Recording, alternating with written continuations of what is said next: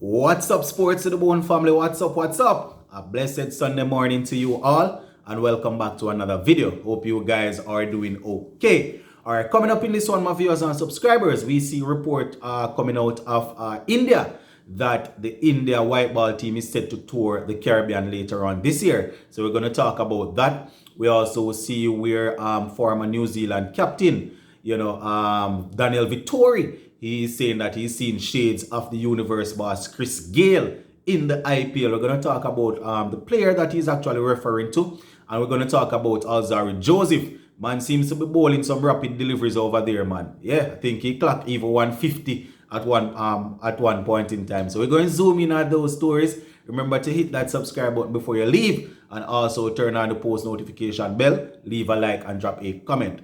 All right, so according to reports coming out of, well, I am seeing this one on CricBuzz. India, they are set for a full-fledged tour of the Caribbean later on this year. We haven't heard anything about any tests, so I don't know how much of a full-fledged tour that is. It's just ODI and T20. And based on the reports that we are getting, 3 ODI games will be played. Yeah, 3 ODIs and 5 T20 internationals. Right, they said the final 2 T20 internationals will be played in the US, right? In Florida, I think. So India, I think they would have played there in 2016 and 2019. So, they basically have a feeling or an understanding of what cricket is like over there in Florida. So yes, my viewers and subscribers, those are the early reports coming out that India is set to tour the Caribbean. And the series is expected to take place on in the third week of July, to maybe the end part, maybe the early part of August, according to what they are saying. Most things are not concrete as yet, but based on the early report, the series is expected to run from the third week of July to maybe early August. So we just have to keep our fingers crossed that everything will work out, and the guys will get a chance to play. Well, it is yet to be confirmed as it relates to where the other games are going to be played. But high-ranking personnel out of India, they are saying that according to what is happening now, logistically it makes sense for them to play their games in those 2 last games in Florida. I don't know. I am not sure exactly why. I don't want to speculate, but a lot of persons are actually tapping into that market there. So we don't know if that is part of the reason there, but the high-ranking official that made the report that CricBuzz is reporting on, said that it makes more sense from a logistical point of view for them to play the last 2 games there. Now, CWI is yet to confirm or deny the reports. They are yet to confirm or deny the reports that the last two games will be played in Florida. And according to CricBuzz, a high official in CWI, said that the schedule will be announced pretty soon. So apparently, they are onto something. They are onto something. They didn't confirm or deny whether or not the last 2 games will be played in Florida. It could be a case of them not wanting, the West Indies fans to say, here we go. Why the cricket is going there? So I guess they're going to come up with some reason or, finalize what they're going to say to the people as relates to why the 2 of the T20 games will be played outside of our place. You understand? So the games will be played on August 6 and 7 according to reports, right? The last 2 games that are slated for Florida. So I guess that's why they are saying the tour might run from the latter part of probably July to early August.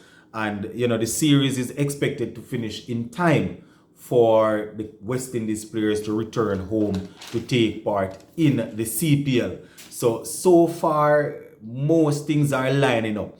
As I said, this is no out and out confirmation as yet. I like to make my final confirmation after CWI would have announced it. But this is our initial report, guys. So I'm just giving it to you, and we can just keep the information until CWI comes and say, yeah, this is how it goes, right? So that is basically what they are saying on the crick info, right? that India is set to play 3 ODIs and 5 T20s in the, well, 3 of the T20s is going to be played somewhere in our neck of the woods, and then 2 over there in Florida. So yeah.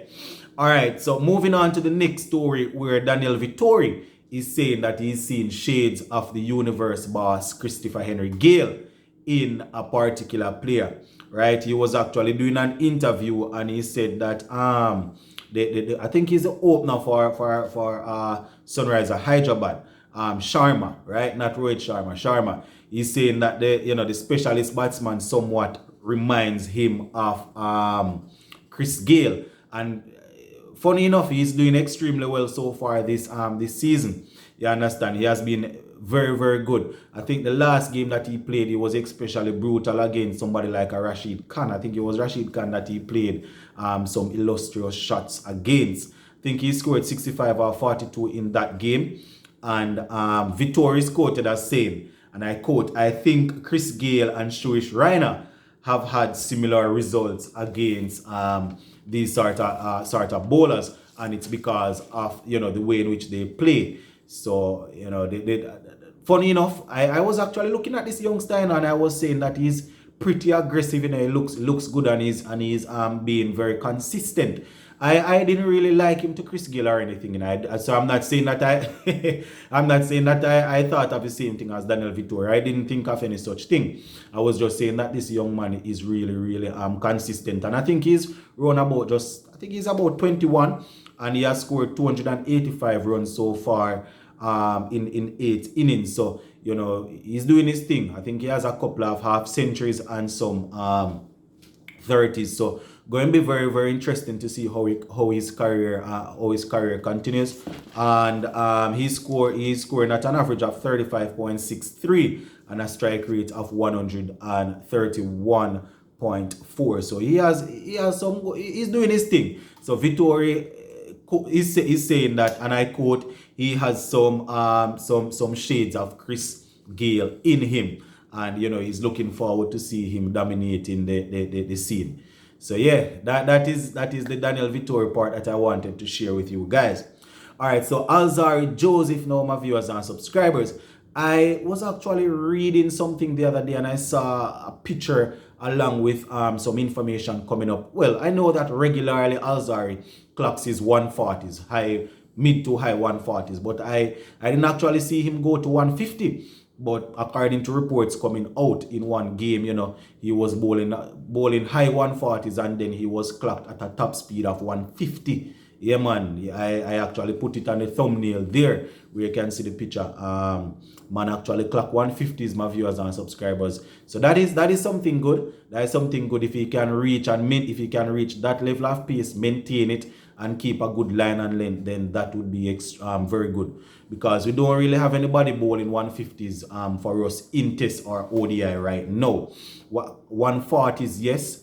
We have Odin Smith regularly doing his 140s, not as consistent in his line and length as we would want. McCoy is able to go into the 140s. Seals is 130s. Shannon, when he's fit, can get in the 140s. But, Alzarri is a man that is usually very fit, and, is usually in good rhythm. So if he can get 150s regularly and, maintain his line and length, that would be good. And when we say 150, I don't know if we are going to get it regularly, but 149, 148 on a regular basis, and then the clock 150, we can definitely work with that, because pace is good, but you have to be able to control pace.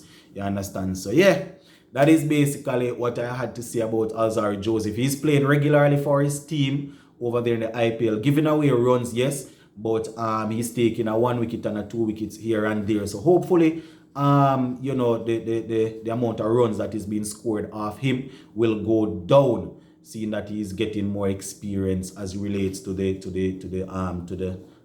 T20 format.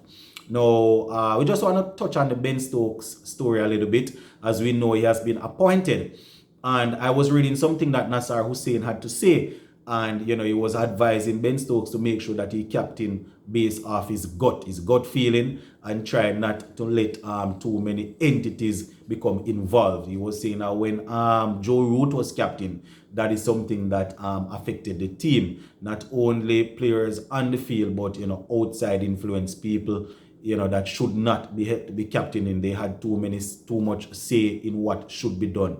You understand? So according to Nasser Hussein, Ben Stokes should captain based off his gut and his own tactics and plans. And I totally agree with that. Whatever tactics the coach and the captain can come up with along with the senior player is good, but you don't want people outside influencing how the team should be picked. I think that is one of the main issues, how you pick the team. We don't want that. You understand? So, yeah, that's basically it for this one, my viewers and subscribers. Gonna leave it right there for now. Just want to enjoy the Sunday until later on we'll touch base again. Zane, big up. I'm out.